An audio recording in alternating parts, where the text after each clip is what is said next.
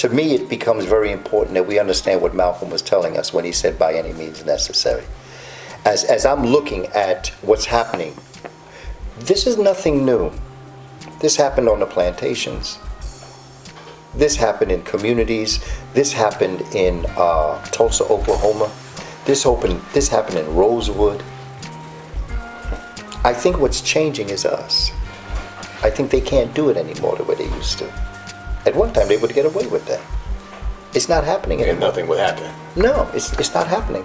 Right now, what's interesting is that when you look at how the uprisings of our community in the 60s, and when you look at the uprisings that's happening in Ferguson, there's a totally different way that things are happening now. But again, you got to be Impu, the discriminator, to watch the difference between what's happening. I'm watching great things happen. Do I like what I see? No. But I like what the outcome's going to be, because I see what's going to happen. These people scared. Their time is up. And they don't know what to do.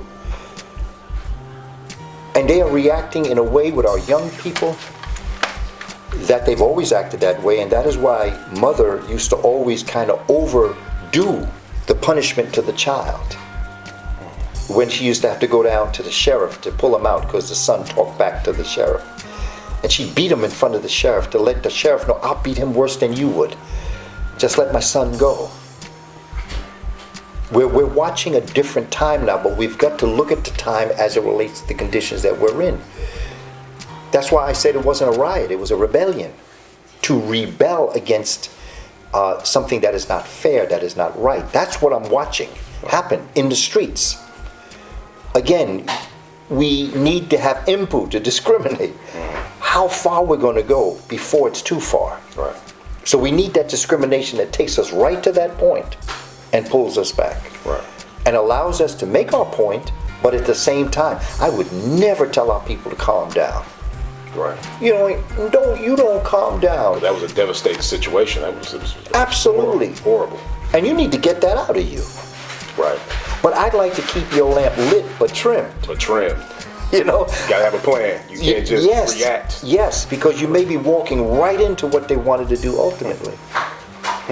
And we need our people, we need our children, we need our mothers and fathers, we need them. And we need to be careful in the analysis. I ain't into marching. John Henry Clark told me the only thing a march does is wear out the soles of your shoes. I'm not into marching. Marching is over. It's over. I respect people who may want to do that. If that's your way, if that's how you can get it out by going for a long walk, then you go ahead. Right. I'm not going to join you on that. Not that I don't want to be with you, but I want to be with you. No sit-ins, no. No, none of that works. That's what they want you to do. What did that do when we did it? You want to hurt them? Take down their God. Be careful where you spend your money, because that's their God.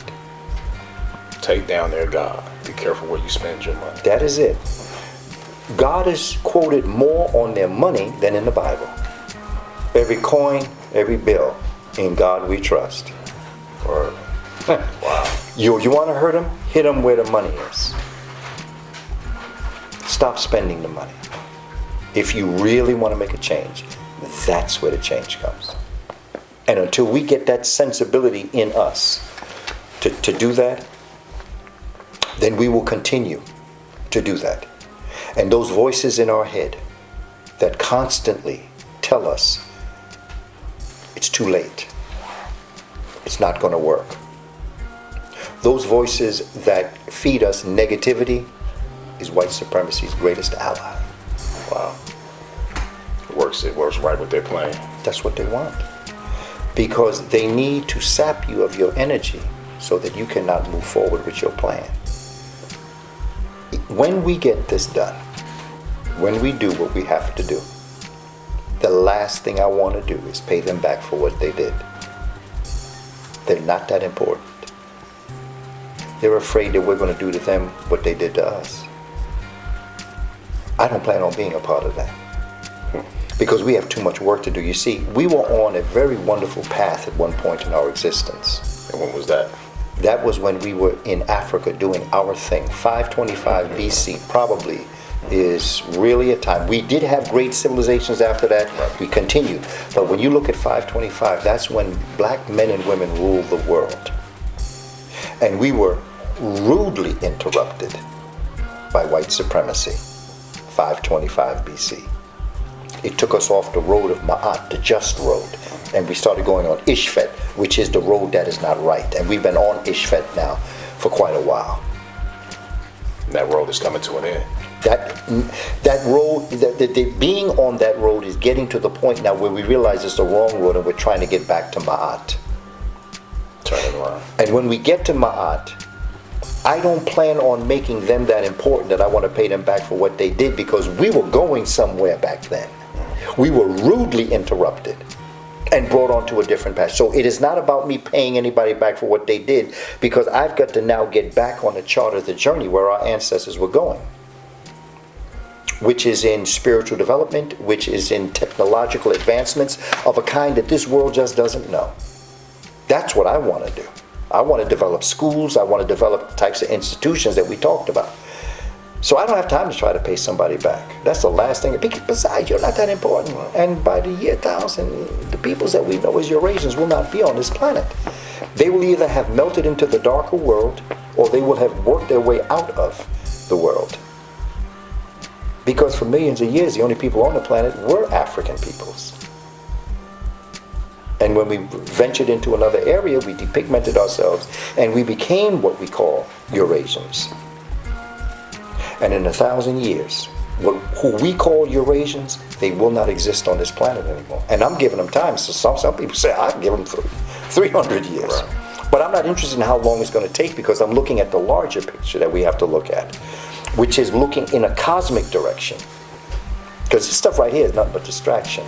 Right. You see, I believe that our Creator, when we were in Africa, we developed these stories about heaven. We developed civilizations of fruits and vegetables and life and love and all the things that go into a perfect world. We had our problems now. We were no angels. We had our problems, but the way in which the world was directed was in a very positive direction. And our Creator looked down and said, you know, you're right about heaven and you're right about hell. But y'all been living in heaven all this time. You don't know hell. So I'm going to take a group of y'all out of this group, and I'm going to place you in hell, so that you will never know, you will not have to write about hell no more. You'll know hell. You'll know. And those that were taken from Africa and brought to this part of the world, somewhere give or take 1492, was that group of Africans who still had the pyramid mentality. They were brought here and they were put in hell. There's no group on the planet that knows the hell that we've lived. There have been people who have been treated very badly. Right. No group has been dehumanized. No group have been made to be equal to the cats and the dogs and the cows and the goats. No people. They may have been mistreated horribly, no doubt. Right. But by law, they were never made into less than a human being. We know that. We know what it feels like to not count. Stripped of a knowledge of ourselves. That's it, and made chattel. See, the enslavement of African people is very different from all the other enslavements, because it became an institution. So when people say Africans had slaves, no, they didn't. Because in Africa, although you were mistreated possibly, you were still looked upon as a human being. You could buy your way out of your enslavement. The children born to you were born free. This system changed that whole dynamic. It became a legal institution that said the color of my skin made me unequal to other people. It said that I could never buy my way out of my enslavement, and every child born to me was born enslaved like me. That never existed in the world prior to, and there's a book by Kenneth Stamp. It's called That Peculiar Institution. When they talk about the 3/5 clause, that had nothing to do with black folk. That had to do with the landowner. Because you got the number of votes according to your possessions. So what they said, in order to have the most votes, for every 5 Africans that you had 3 votes. Because each African was 3/5 of a human being. But that had nothing to do with them viewing us as a human being. That had to do with the white landowner. Had nothing to do with us. Their own sovereignty. That's it. So it had nothing to do with us. They weren't trying to say we were 3/5 of a man. They didn't see us as a human being at all. That was done for the voting rights of the white male Christian. The more property you had, the more votes you had. That's it. And basically only white males, Christians for the most part, had that right. Because And even it still women. exists like that today, like in another way though. Yeah. Yeah. Right. It's the same exact thing. Right.